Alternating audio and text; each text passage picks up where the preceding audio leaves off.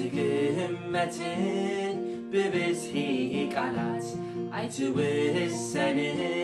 በአእምሮ ሰባት አይትግመትን እልፍ ያእላፍ ቃላት አይትውሰንን ብጠቢባን ጥበብ ኢየሱስ ካብ ኩሉ ንላዕሊ ጎይታ ካብ ኩሉ ንላዕሊ አይትግመትን ብብዝሒ ቃላት አይትውሰንን በአእምሮ ሰባት አይትግመትን እልፍ ያእላፍ ቃላት አይትውሰንን ብጠቢባን ጥበብ ኢየሱስ ካብ ኩሉ ንላዕሊ ጎይታ ካብ ኩሉ ንላዕሊ ማያ ሂበቲዑ ዓቕለይን ተጥበበ መስኮተይ ንላዕሊ ናኻየ ዝጥበ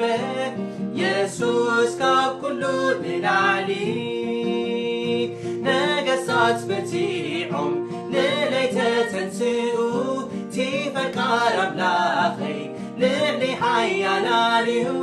ኢየሱስ ካብ ኩሉ ንላዕሊ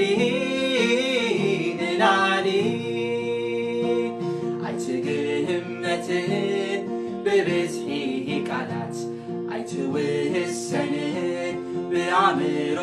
ሰባት አይትግመትን እልፍ ያእላፍ ቃላት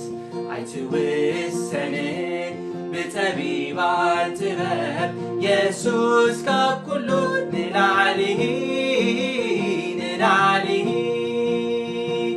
ጎይታ ካብ ኩሉ ንላዕሊ አይትግመትን ብብዝሒ ቃላት አይትውሰንን በአእምሮ ሰባት አይትግመትን እልፍ ያእላፍ ቃላት አይትውሰንን ብጠቢባን ጥበብ ኢየሱስ ካብ ኩሉ ንላዕሊ ጎይታ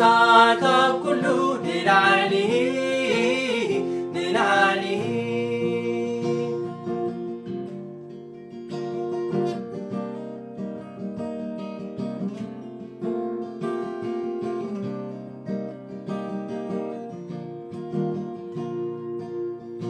ካባሃ ዝፈሊ ኩነታት ተኾነ ፀላኢ ከም ውሒስ ደሪኹን ተመተ ኢየሱስ ካብ ኩሉ ንላዕሊ ብብዝሒ ማሰቲ ዋላ እንተቆሰልኩ ንስምካ ክፀውዕ ክብረት ካብ ረኸብኩ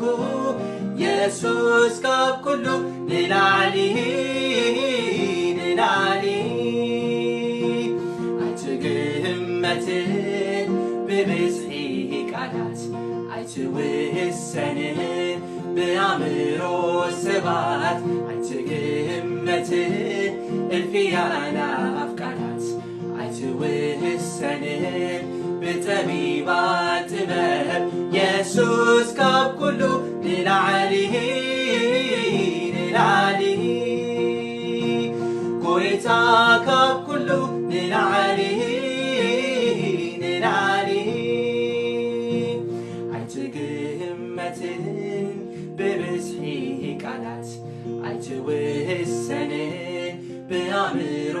ሰባት አይትግመትን እልፍ ያእላፍ ቃላት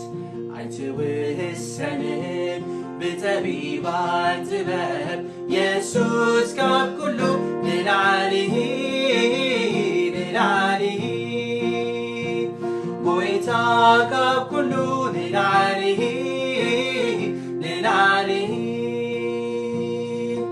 መናሎ ኣበያሎ ይዛረብ ዘሎ ብግርማን ብኽብርን ኢየሱስ መስሎ መና